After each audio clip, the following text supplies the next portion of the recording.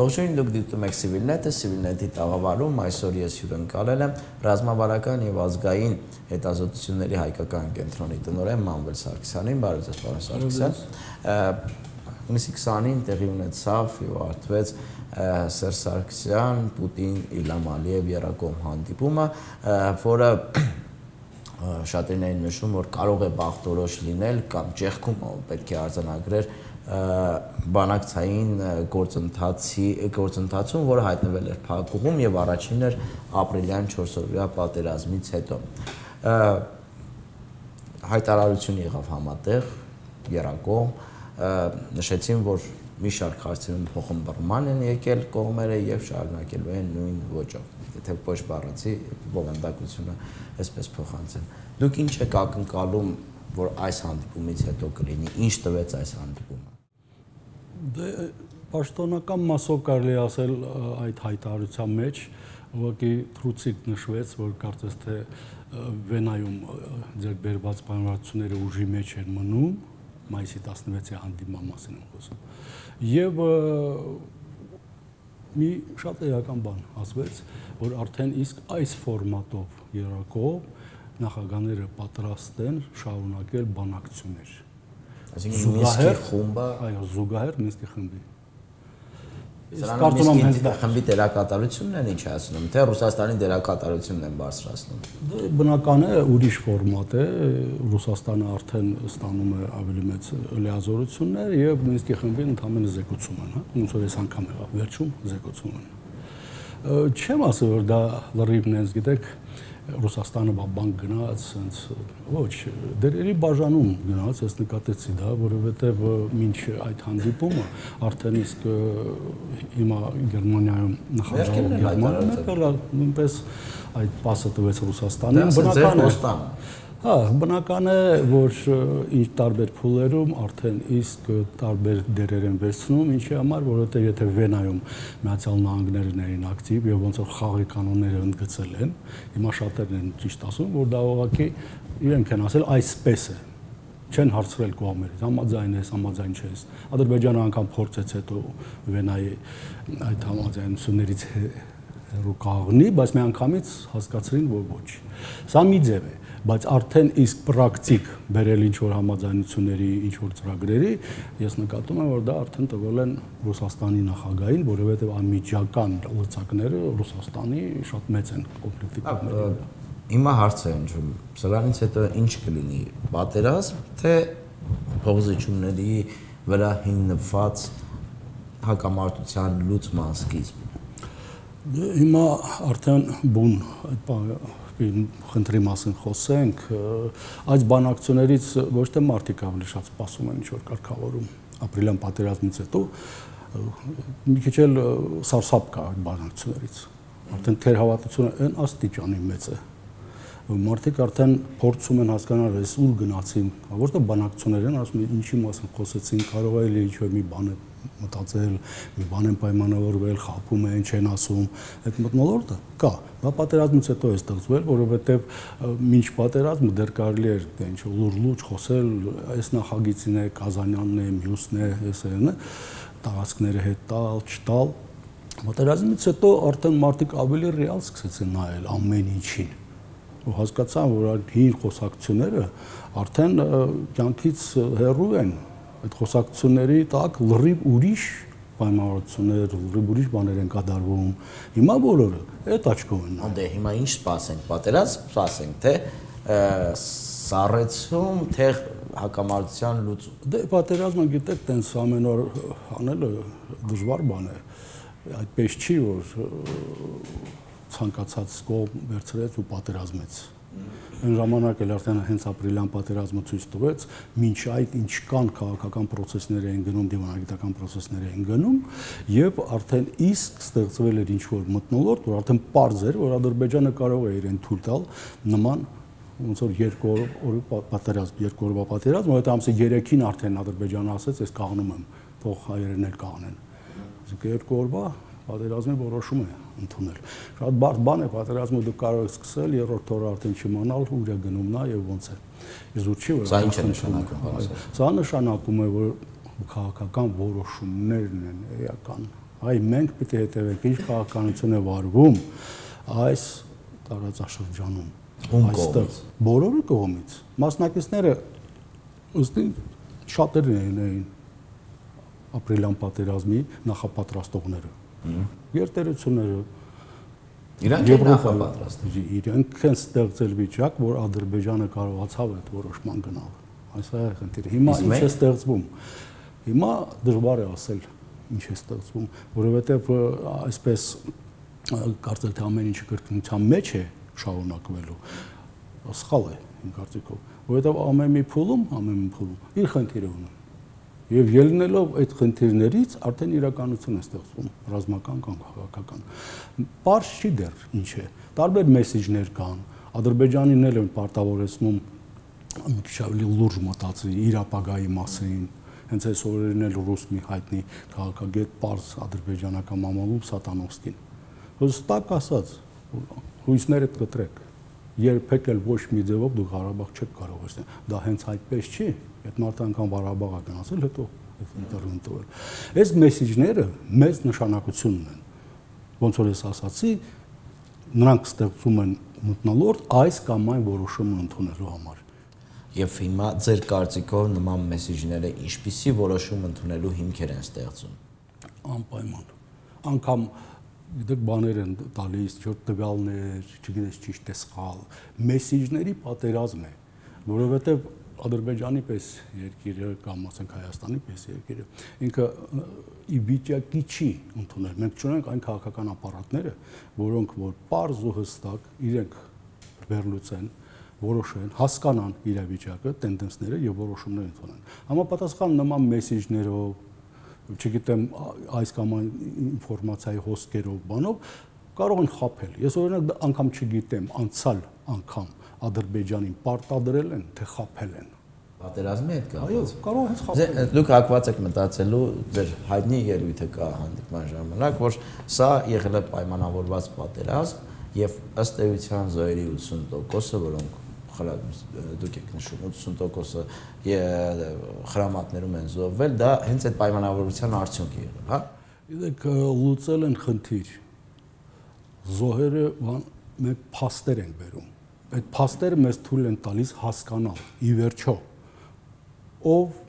ինչ էր հետապնդում այս պատերազմում։ Այդ նկարը անընդհատ պարզվում է եւ պետք է աշխատել հանրությունը եւ բանակը մինչեւ վերջ պիտի բացեն այդ իրականությունը ու տեսնեն ով ինչ դեր է կատարել այստեղ։ Սա այնքան էական հանգամանք է ապագայի համար, որ եթե դա հիմա չարվի,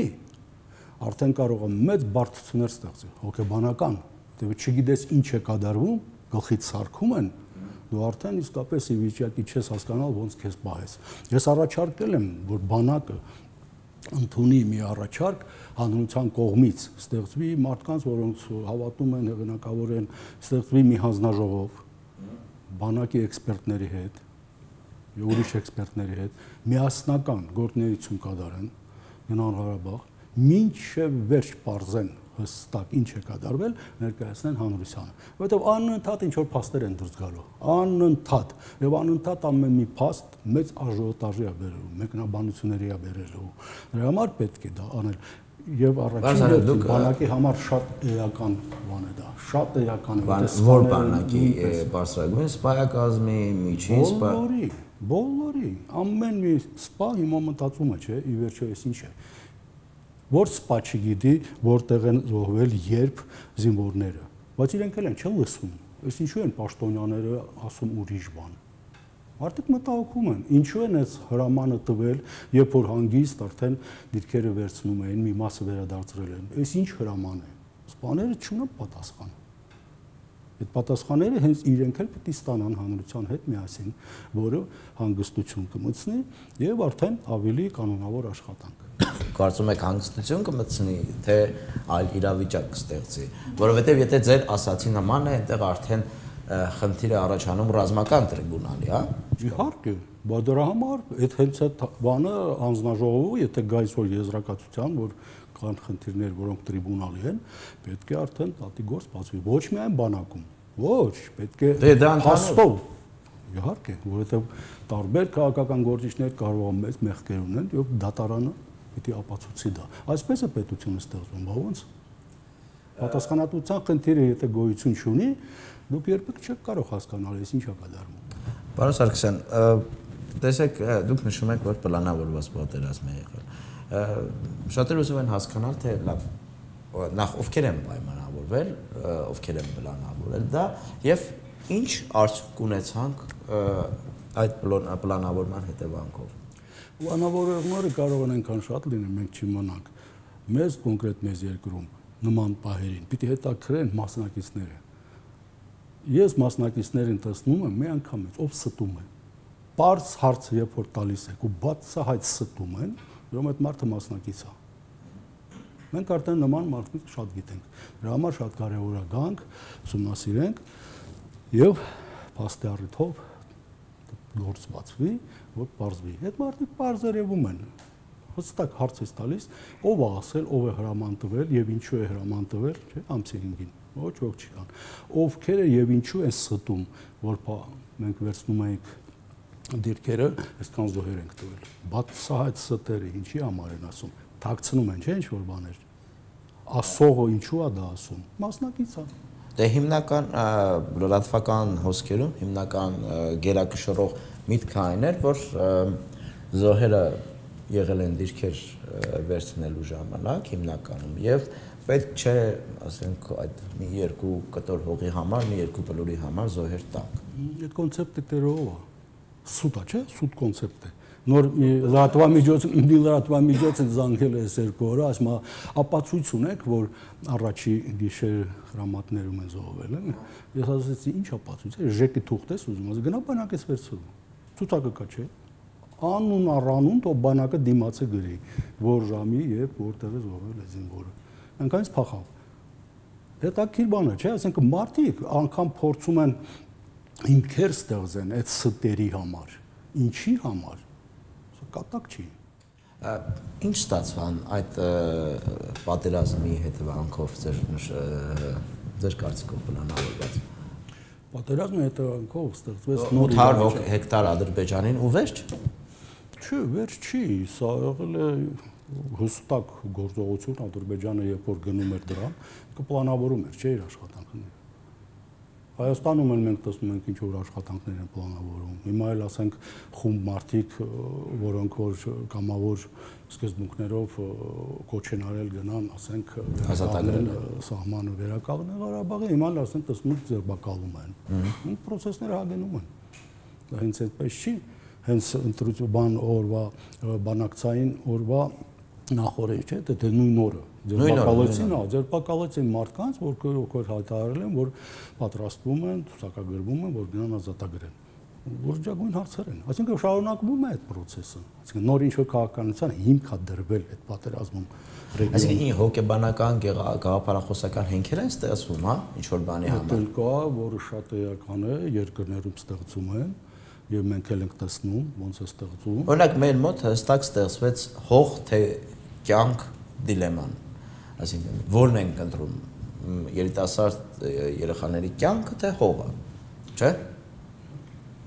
Ո՞վ է ստեղծում, ինչի համար է ստեղծում։ Դա իշխանական քարոզչական Սերժ Սարգսյանը ապահովում է ինչ որ քաղաքականություն, չէ՞։ Եվ նոր ասում ենք, որ մարդկանց են նստացել, ում են նստացել, նրանք, որոնք ասել են, մենք այդ դիլեմայից դուրս են եկել, մենք սերունդ եք տվել, մենք ենք գնալու ազատագրենք, կամավոր, որուս չենք տալու սերունդի։ Դիլեման սկսեց փլուզվել, ձերբակալեցին։ Այսպես այս ամեն ինչը իրականություն է, այս ամեն ինչի հետևից մարդիկ են կաղնած։ Պարոն Սարգսյան, հաջորդ քարոզչական այսպես հարվածը կան մի հետևյալին, թե ինչի համար զոհվենք, լավ։ Այդ հողերը ումն է, որ զոհվենք։ Արդյոք արժի այդ հողերի համար զոհվել։ Սերժ Սարգսյանն ինքնաթիռում տված հարցազրույցի ժամանակ օգտագործեց անվտանգության գոտի։ Ունենք, չգիտեմ, քանի միլիոն, դե 800 հեկտարներ, ասենք, թող չլինի, մեզ վնաս չի։ Եվ դա շատ է շարքում։ Ոչ հողերը։ Մի գյուղ։ Ինչ հողեր են դրանք, պարոն Սարգսյան։ 140 ընտանիք մնացել են անտուն։ Ամեն ինչ կորցրել են այս մարդիկ, փողոցում են։ Մարդիկ, որոնք որ մի անգամ կորցրել են, վերադարձել են, 22 տարուց հետո նորից են կորցրել։ Ինչի մասին եք խոսում, կոնկրետ երեխեք են փողոցում, տեղ չունեն ապրելու։ Ինչի մասին, ինչ խող։ Հասկանում եք, չէ՞։ Որ նենգա փոխվում է խնդրեմը։ Նենգա փոխվում է։ Ոչ ոք չի ուզում խոսել, որ այս մարդիկ կորցրել են իրենց ամենամեծ բնակավայրերից մեկն էր Արցախի։ Հին։ Հա։ Եվ դրա մասին ոչ ոք չի խոսում, չէ՞։ Իսկ մնացածը, օրինակ հարավում, դե բլուրներ են էլի, ասենք, անվտանգության գոտի։ Անգամ գնացեք բլուրները, այդ ճանապարհները կողքով անցնող կտեսնեք, էլի։ Ու կարող եք քշել դեր մեքենան դերով։ Այս ամեն ինչն է հենց ցույց է տալիս, որ արդեն իսկ վերցվել է միջազգային պարտավորություն, որ այս պատերազմի արդյունքը չի վերանայվելու։ Դրա համար այսպիսի աշխատանք է տարվում հանրության։ Չի վերանայվելու, թե շարունակվելու։ Չի վերանայվելու, ասինքն նաև շարունակվելու։ գիծը չի վերականգնվելու։ Դրա կոնկրետ եմ դեռ խոսում։ Հետո արդեն իսկ երևա մնացածները ինչ նպատակներով է, ինչ են անում։ Տեսեք, երկրորդ կարևոր հարցը, որ գա, երրորդ երևի արդեն կամ արդեն չդասակարգենք երկրորդ երրորդով, կարևորագույն հարցերից մեկը կայանում է նրանում, թե որն է մեր սեփականությունը եւ այդ սեփականության համար արժի զոհվել թե չզոհվել։ Հիմա ոչ քաղաքական, ոչ քաղաքագիտական, ոչ հասարակական շրջանակներում կարծես թե դրա պատասխանը չկա։ Ամեն մարդ իր համար է որոշում։ Դա, ասենք, նույն այդ բարձրությունները իր սեփականությունն է, իր պետության սեփականությունն է, թե սեփականությունը չէ։ Այդ հարցին արժե միանշանակ պատասխան տալ, թե պետք է թողնել ամեն մարդ որոշի իր համար, ասենք Լելեթեպե Բարսունքը իր սեփականությունն է, որ Ադրբեջանը վերցրել է, թե իր սեփականությունը չէ։ Դեք ամեն մարդ կարող է ոնց ասես որոշի։ Հայաստանում եղել են մարդիկ հենց 91 թվականից, որոնք ասել են ինձ անկախությունն ու իմ երկիրը հերիք է այս հրապարակում միտինգային։ Իսկապես տենց էր։ Մարդուն այդքան հերիք էր։ Մի ուրիշ մարդու մի ուրիշ բան այրիկ։ Կա սահմանադրություն։ Հասկանում եք, սահմանադրությունը ոչ մեկից չի հարցնում։ Այնտեղ պարզ հստակ գրած է ինչն է մերը, ինչի համար ենք մեր պարտավոր գրվել ու պահել, պաշտպանել։ Եվ որևէ մեկը իրավունք չունի դրանից դուրս գա։ Կա Լեռնային Ղարաբաղի Հանրապետության սահմանադրություն, կա Հայաստանի Հանրապետության։ Այնտեղում ամեն ինչ գրած է։ Եվ եթե որևէ մեկը Ղարաբաղի սահմանադրությամբ գրած է, որ դեմարկացված է այսպիսի սահման եւ այդ սահմանները պետք է գրած է, ամեն ինչ գրած է։ Գիտեք, այդ անիմաց, եթե պետք լինի մի անգամ կարելի է, ես ուղղակի ուզում եմ ասեմ, մենք պիտի չխոսենք տարբեր ֆիդայական կատեգորիաներով։ Հողեր, բլուրներ, թումբեր, անպիտանի, ռազմավարական, մանավանդ երբ որ մարդիկ պետական պաշտոնն են կամ քաղաքական գործիչներ են, նրանք պիտի խոսեն իրավական լեզվով, բայց մեզ մոտ մասկի չի էլ խոսում, չի էլ հետաքրում իրենց, բայց խոսողներն էլ արդեն վեր են ածում այս ամեն ինչը, չգիտեմ, այս նենց խոսակցության էլ ասել, կաֆեի խոսակցության, սենց է, թե նենց է, թե նենց է, դա պատասխանատվությունից խուսափելու խնդիր է, եւ եթե մենք փորձենք ամեն ինչը բերել իրավական լեզվի, ամեն ինչ այդպես հարցեր ձեր մոտ չեն ծագի, մենք չեք որոշում, զինվորը չեն հարցնում, չէ, զինկոմիսարիատը կանչում է ու ուղարկում, ասում է դու զինվոր ես, 18 տարեկան լրացել ես։ Չեն հարցնում։ Բայց ոնց է որ մնացած հարցերով Սերժ Սարգսյանը պիտի որոշի, սա բլուր է, թե արտ է, թե ինչ է։ Դե փաստորեն այդպես է։ Այդպես է, ուրեմն այդ մարդը շատ հեռու է պետական պաշտոն զբաղեցնելու իրավունքից։ Սա կատակ չի, եւ այն ինչի մասին մենք խոսում ենք, արդյունքն է հենց դրա։ Երբ որ մարդիկ լրիվ ուրիշ կատեգորիաներով են մոտենում կյանքին։ Պարոն Սարգսյան, փորձենք ամփոփել ձեր նշած իրավական մտածողության տեսանկյունից դիտարկենք խնդիրը։ Փաստացի տեղի է ունեցել Ղարաբաղի սահմանադրությամբ ամրագրված սահմանների խախտում, հա, որի հետևանքով մենք կորցրել ենք 800 հեկտար պաշտոնապես արդեն հայտարարված տարածք եւ դրա վերականգնման համար ոչ մի քայլ չի արվել, հա։ Եվ Հայաստանը որպես Լեռնային Ղարաբաղի անվտանգության երաշխավոր կրկին որևէ քայլի չի դիմել։ Եվ ոչ միայն չի դիմել, այլ խոչընդոտում է այդ պետական գործին։ Խոչընդոտվել է, չէ՞, բանակի աշխատանքը։ Բանակը իր պարտականությունը կատարում էր, նա վերականգնում էր կիսատ կաղնեցրին։ Ամսի 5-ի երեկոյան 5-ի կեսօրին։ Կեսօրին տրված հրամանի մասին։ Մեկ, շատ կոնկրետ խոչընդոտում, ոչ միայն ասենք չեն անում պարտավորությունը չի կատարում պետությունը, այլ հատուկ խոչընդոտում է։ Սա արդեն չգիտեմ հանցագործություն է թե ինչ է, դա արդեն դատարան գործ է, էլի։ Եվ մնացած բոլոր հարցերն էլ իրավական լեզվով ուրիշ լեզու չկա աշխարհում։ Մնացածը մարդկանց ազնական խնդիրն է։ Մարդկա ընդհանրապես մարդկա չի ուզում բանակում ծառայի, ասում, բայց ոչ մի բան իրեն չի հետաքրքրում։ Իրավունքն է, չէ՞, մարդու իրավունքն է, որ իրեն ոչ մի բան չհետաքրի։ Ասում եք, այդ նույն մարդն էլ, եթե 18 տարեկան դառնա, կանչում են, ասում են գնա ծառայի։ Ինչու՞, որովհետև դու ստորագրել ես համադրությունը, վերցրել ես ազգագիրը։ Այսպես է կյանքը կառուցված։ Շնորհակալություն, պարոն Սարգսյան, այսքանը հիշեցնեմ, որ այսօր ես զրուցում էի ռազմավարական եւ ազգային հետազոտությունների հայկական կենտրոնի տնօրեն Մանվել Սարգսյանի հետ։